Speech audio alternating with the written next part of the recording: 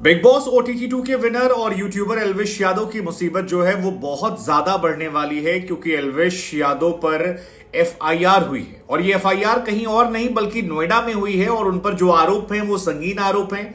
आरोप यह है कि नोएडा, दिल्ली, एनसीआर में जो रेव पार्टीज होती है उनमें एल्विश यादव सांपों के जहर को सप्लाई करते हैं और इस सप्लाई के बदले वो मोटी रकम वसूलते हैं। जिस तरह के आरोप लगे हैं वो बहुत बहुत बहुत गंभीर हैं। 6 तस्करों को फिलहाल वन विभाग की टीम ने दबोचा है। बीजेपी की सांसद है मेनका गांधी, उनके एनजीओ की तरफ से इस पूरे रैकेट को एक्चुअली ट्रेस किया गया था जिसकी शिकायत दी गई थी और उसके बाद जब छापेमारी हुई सेक्टर 49 नोएडा में तो पता लगा कि 9 जहरीले सांप जो हैं वो बरामद किए गए। अब इन जहरीले सांपों के पास से 20 से 25 ml नशीला जहर जो है वो भी अलग से बरामद किया गया है और ये किसी प्रकार का नशा होता है जो रेव पार्टियों में इस्तेमाल होता है। कटवाने के लिए, क्या करने के लिए, भगवान जाने।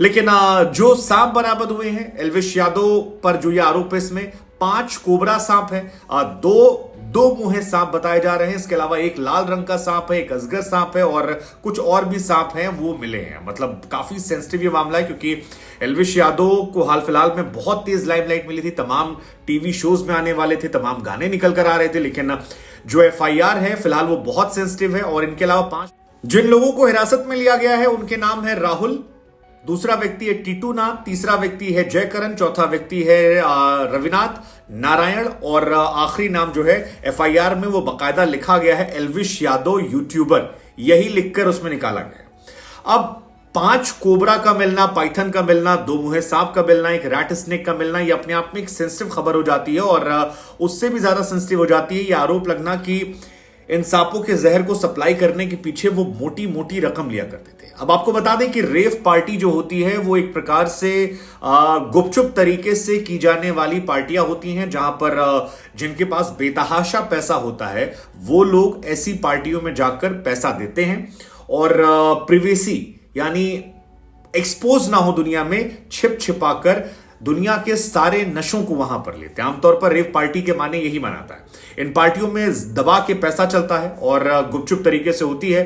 इन एक अलग तरह के लोग होते हैं जो अमीरजादे होते हैं, उनका एक सर्किल होता है और इन पार्टियों में बाहर से आने की इजाजत नहीं होती है। वो लिमिटेड लोग होते हैं जिनको होती है और आयोजक जो होते हैं वो मेक श्योर करते हैं कि इन पार्टियों के बारे में ज्यादा लोगों को जानकारी ना हो, साथ ही ये भी ना पता लगे कहां पर हो रही है। तो किसी एक प्राइवेट जगह पर प्राइवेट तरीके से छिप छिपाकर खूब सारी लड़कियों को लाकर, विदेशी लड़कियां और तमाम चीजें और ड्रग्स, नशा, जितनी चीजें होती हैं वो इन रेप पार्टियों में होता है और इसी में इन सांपों का जहर। अब एल्विश यादव को लेकर मुसीबत यह है कि जिस एनजीओ ने शिकायत करा है वो भी बीजेपी से और एल्विश को फिलहाल बीजेपी ने काफी सपोर्ट भी किया था, तो बीजेपी को लेकर उनकी ट्रोलिंग जो है वो भी काफी ज्यादा तेज हो गई। तमाम लोगों ने मनोहर लाल खट्टर की तस्वीरें, निर्मला सीतारमण जी की, स्मृति ईरानी जी की तस्वीरें, इन तमाम तस्वीरों को शेयर कर करके सोशल मीडिया पर निशाना साधना शुरू कर दिया। एल्विश पर भी निशाना साधा जा रहा है कि यार आप अपने आप को राइट विंग का हिंदूवादी सपोर्टर कहते थे और आप इस तरह की हरकतें करते हो, जो जानवरों को उनके जहर निकालकर सप्लाई करने की बात आती है आप खुद को देशभक्त कहते हो। ये कैसी देशभक्ति है जो रेव पार्टीज को ऑर्गेनाइज करती है, फॉरेन लड़कियों को बुलाती है, उन्हें सांपों के जहर का सेवन करने की मौका देती है। आई मीन जो आरोप है वो काफी सेंसिटिव है। अब तक एल्विश की तरफ से इस मामले को लेकर कोई जानकारी या ऑफिशियल स्टेटमेंट निकल कर नहीं आया है, लेकिन जैसा हमने आपको बताया कि उस एफआईआर में बकायदा नाम लिखा हुआ है और ये छापा मारने के बाद है और छापे में 5 लोग जो हैं उनको ऑलरेडी हिरासत में ले लिया गया। एल्विश को अब तक हिरासत में नहीं लिया गया। उनका एक शो भी आने वाला था कलर्स पे जिसपे वो जाने वाले थे, जिसके प्रोमो ऐड चल रहे थे। इस बीच में कई सारे गाने वाने भी आए हैं, लेकिन फिलहाल उनकी मुसीबत जो है वो काफी ज्यादा बड़ी है क्योंकि उनकी इमेज को ये डेंट करने वाला है निश्चित तौर पर। अब एल्विश इसको लेकर क्या रिएक्शन देते हैं, कैसी बातें निकल कर आती हैं वो बात की बात है, लेकिन रेव पार्टी और विदेशी लड़कियों का आना, उसमें सांपों के जहर की बात आना और सांपों का मिलना, सांपों के जहर को भी बरामद करना, ये एक बहुत गंभीर। आप में से जो लोग नहीं जानते उन्हें हम बता दें कि एल्विश यादव एक यूट्यूबर हैं जो हाल फिलहाल में बिग बॉस के ओटीटी सीजन 2 में गए थे। वाइल्ड कार्ड एंट्री ली थी और वाइल्ड कार्ड से जाकर जीतने वाले वो पहले कंटेस्टेंट बन गए थे बिग बॉस की हिस्ट्री में। अब तक किसी भी शख्सियत ने वहां पर जाकर नहीं जीता था। एल्विश की फैन फॉलोइंग बीते कुछ समय में बहुत जोरदार तरीके से बढ़ी है। सोशल मीडिया पर उनका जलवा जो है वो काफी बढ़ा है। वो अपनी आइडियोलॉजी को लेकर भी जानने आते हैं, जहां पर अक्सर वो तीखे शब्दों का इस्तेमाल करते हैं।